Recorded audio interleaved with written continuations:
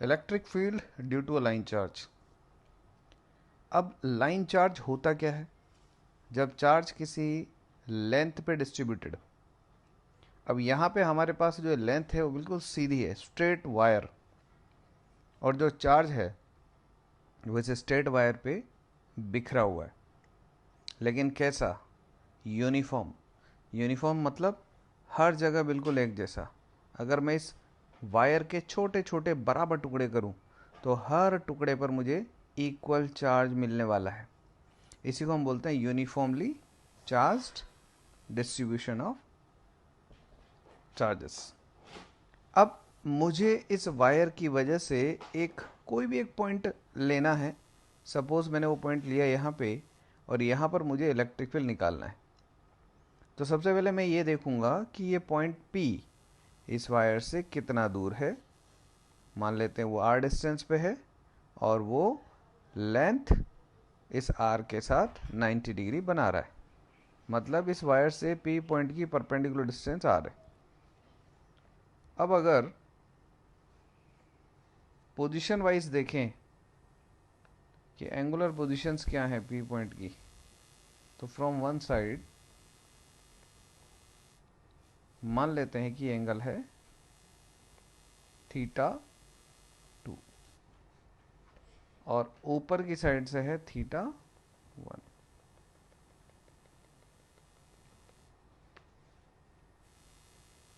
एक साइड θ2 हो गया, एक साइड θ1 हो गया। अब इसकी वजह से इलेक्ट्रिक फील्ड निकालना है, तो इलेक्ट्रिक फील्ड निकालने का हमारे पास कोई फॉर्मूला तो है नहीं। लेकिन हाँ, इतना सा पता है कि एक पॉइंट चार्ज की वजह से KQ/R² रिलेशन होता है।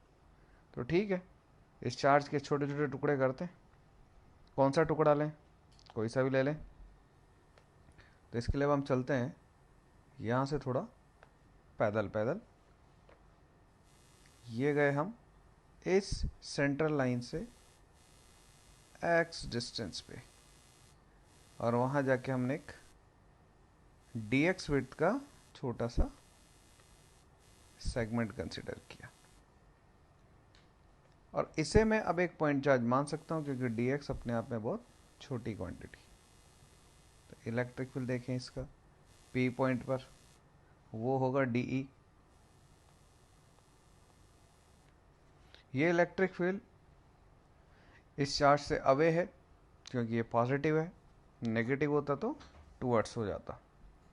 अब क्या इस वायर पे एक ही पॉइंट चार्ज है या एक ही स्मॉल सेगमेंट है इस वायर का? बहुत सारे हैं। बहुत सारे तो क्या करें फिर?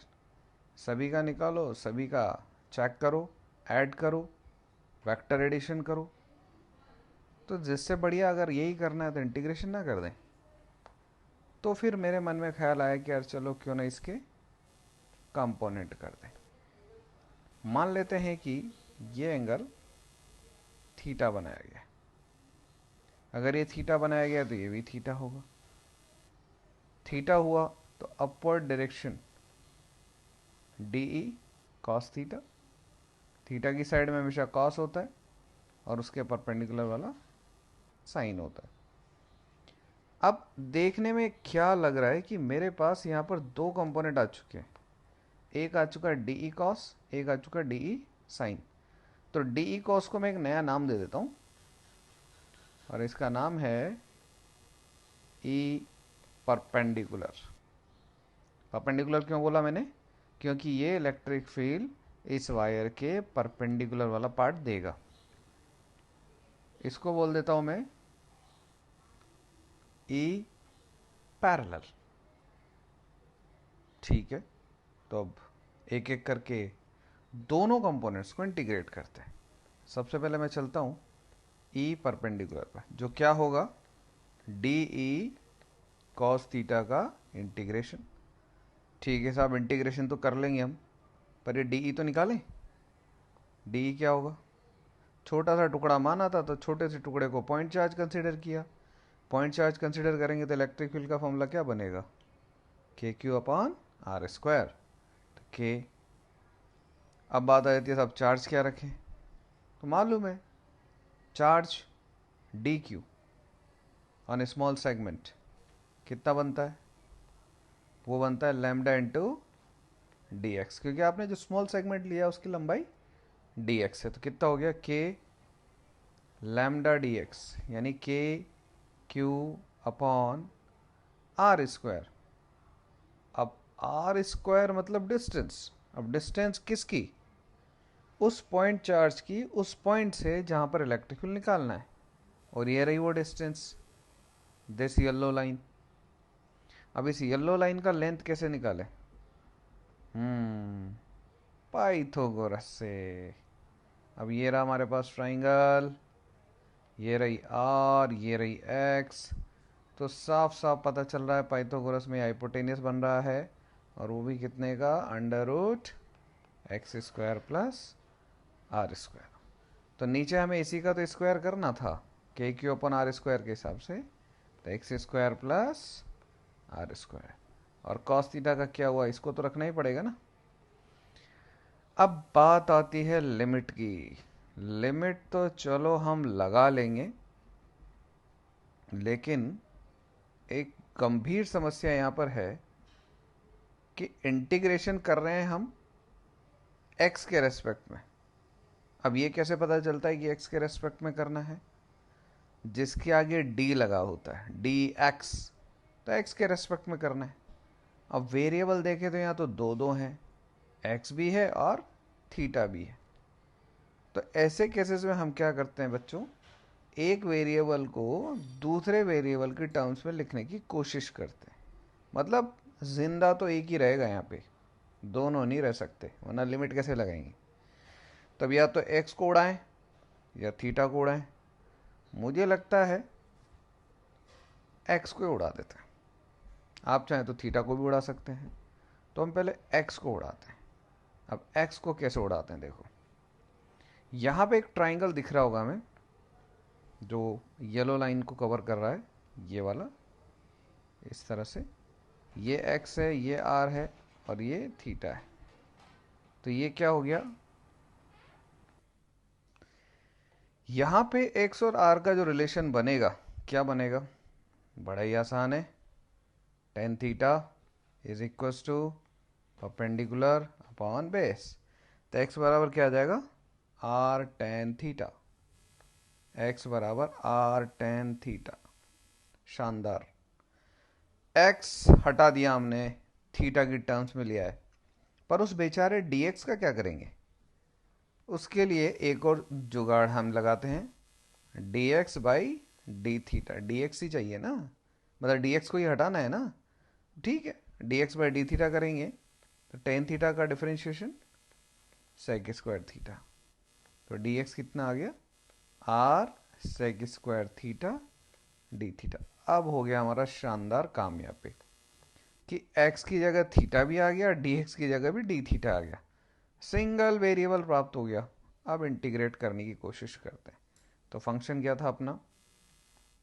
ई परपेंडिकुलर बराबर integration of K lambda D x R square plus x square cos theta. तो सबसे पहले के लैम्डा, डी एक्स को हटाओ। डी एक्स कितना था? डी एक्स था हमारे पास R sec square theta D theta divide by R square plus x square. अब आर स्क्वायर कितना है भाई? वो तो आर ही है, और एक्स स्क्वायर कितना है? साफ दिख रहा है, एक्स बराबर आर टेन थीटा, तो एक्स स्क्वायर बराबर R square tan square theta. ठीक है, तो थोड़ा इसको सिंप्लीफाई कर लेते हैं। ऊपर जो है वो है K lambda R sec square theta D theta. नीचे क्या बनने वाला है? आर स्क्वायर को कॉमन ले लें, तो अंदर बचेगा one plus tan square theta. अब ये ten square theta, one plus tan square theta होता क्या है? ये सेक स्क्वायर थीटा ही तो होता है। One plus tan square theta is what? Sec square theta. एक कॉस थीटा हमारा पहले से यहाँ रखा हुआ है, उसको मैं एज इट इज लिख रहा हूँ। ये सेक स्क्वायर थीटा और ये one plus tan square theta completely cancel out हो गया। क्या बचा? K lambda R cos theta D theta, और नीचे था आर स्क्वायर, एक आर शहीद हो गया यहाँ से, तो बच गया K lambda by R cos theta D theta. Okay, अब लिमिट लगाते हैं हम लोग। अब लिमिट किसकी लगाएंगे तो ध्यान रखना थीटा की लिमिट लगती है। जिसके आगे डी लगा होता है वही आपका वेरिएबल है और उसी की लिमिट लगनी है। तो अब लिमिट कैसे लगाते हैं तो सुनते जाओ। लिमिट लगाने के लिए क्या करना पड़ता है, जहां से आप मेजर करते हो उसे आप हमेशा ज़ीरो कंसिडर करें, और जिस डायरेक्शन में आप मूव करना चाहते हैं, सपोज आप ऊपर की ओर चलना चाहते हैं एंगल वाइज, तो थीटा वन एंगल तक आपको जाना पड़ेगा और वो भी positive.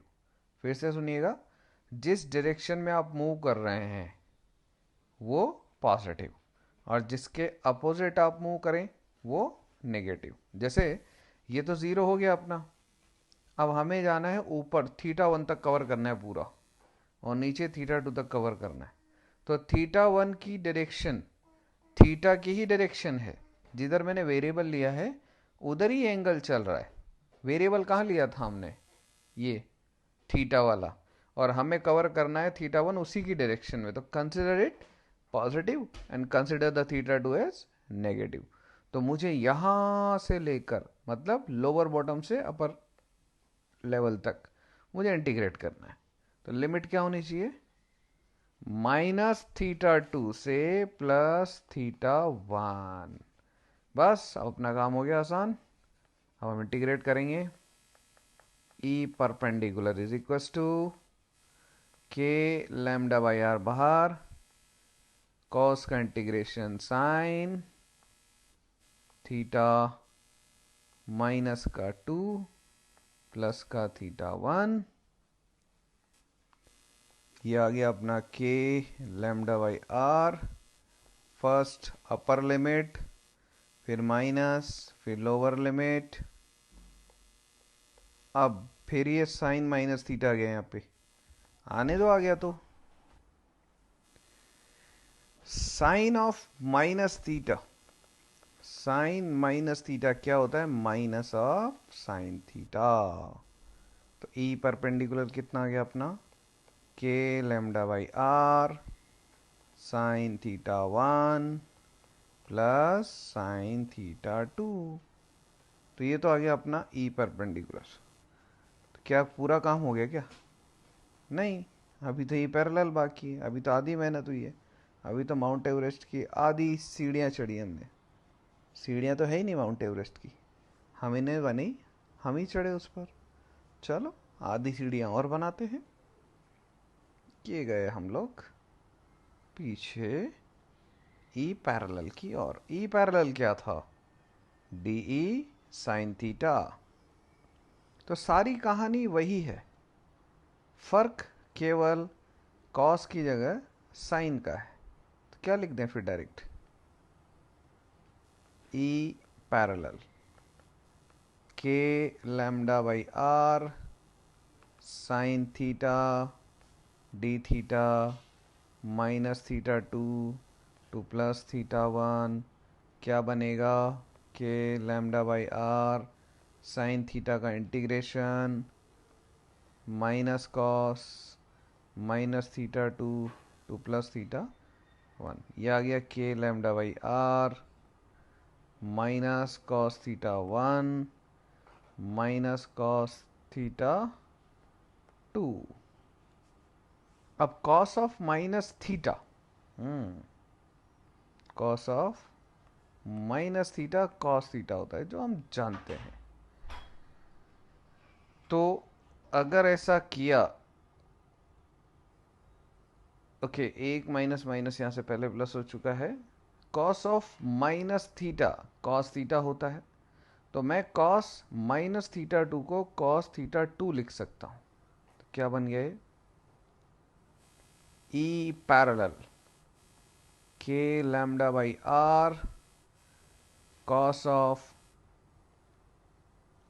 Theta two minus cos of theta one, या फिर minus K lambda by R cos theta one minus cos theta two. ये हो गया ई पैरेलल। तो दो तरह के कंपोनेंट मेरे पास आ गए, एक परपेंडिकुलर और एक पैरेलल। अब ये माइनस साइन क्या बताएगा, ये केवल डायरेक्शन को शो कर रहा है, और हम चाहें तो मैग्नीट्यूड के रूप में भी निकाल सकते हैं, कोई इश्यू नहीं है।